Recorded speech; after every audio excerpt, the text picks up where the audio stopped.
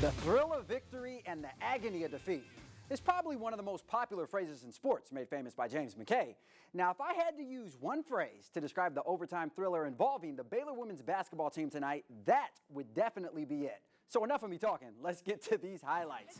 The Lady Bears are seeking their fourth Final Four appearance, while Mississippi State is seeking their first. We're going to pick things up in the second quarter. Close game here. Nina Davis gets it below, and Nina Davis finishes with the and one.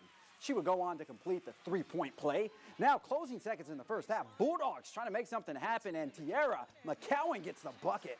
That gives the Bulldogs a three-point lead going into the half. To the quarter, Lady Bears clawing back in this. Kalani Brown running the court, finishes at the hoop, hits the foul. She's fired up. Brown had a team-high 27 points. Now, just 3.4 seconds left in regulation. Baylor with a chance to win it. But the inbounds pass is stolen. Yeah, definitely not the way Coach Mulkey drew it up. What had happened was, to overtime we go. And overtime turned into the Morgan Williams show. Here she hits him with the crossover, nails the deep two-pointer. Oh, so disrespectful.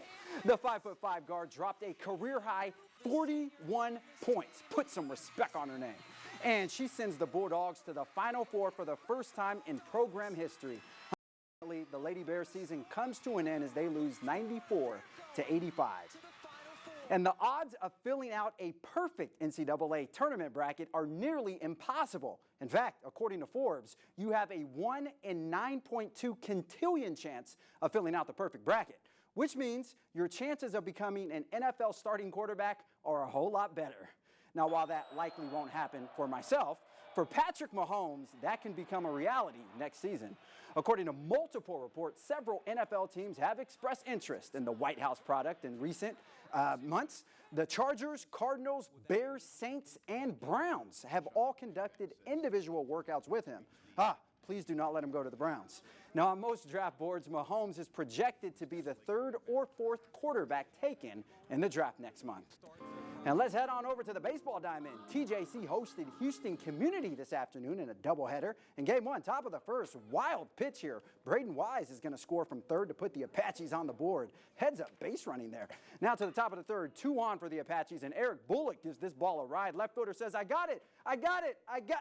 No, you don't.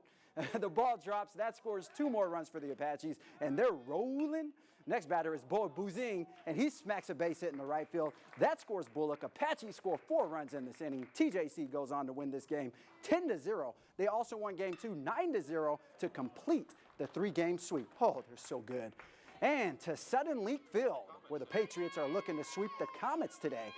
Bottom of the 5th, bases loaded for the Patriots, and Mel Hinojosa can walk it out. She draws a walk, which scores Courtney Meyer. UT Tyler takes the lead 4-3. To the bottom of the 6th, Patriots pulling away. Bianca Van Blera hits a base hit to shallow center. That scores Kaylee Prather from second, and they're cruising on a Sunday afternoon. Next batter is Cheyenne Thompson, and put those number 2s in the air. She smashes a hit to right center. That scores Van Blera and the Patriots in total control. They complete the sweep over the Comets as they win this one 7-3. Yeah. Now, coming up next, spring football is in the air. Can you smell it? We'll check in with SFA and hear what Coach Conk has to say about the quarterback battle. Stick around. Well, with spring officially starting last week, that means it's time for warmer weather, lots of pollen, and most importantly, yes, spring football. The Lumberjacks hit the football field over the weekend to partake in their first couple of practices of spring football. Now, the biggest question this offseason is who will be the starting quarterback come fall. Now, while we don't know the answer to that, Coach Conk gave us a little bit of insight on how he feels his quarterbacks are doing. Well, I saw that they all competed well. Of course, we'll watch the video. I thought they all made good throws at times. They all were a little anxious, I thought, at first, and then kind of settled in. Again, I've said since we started this offseason that I really like the arm talent, and I think all 3 of the young men showed that they could make quite a few different throws today. Axum.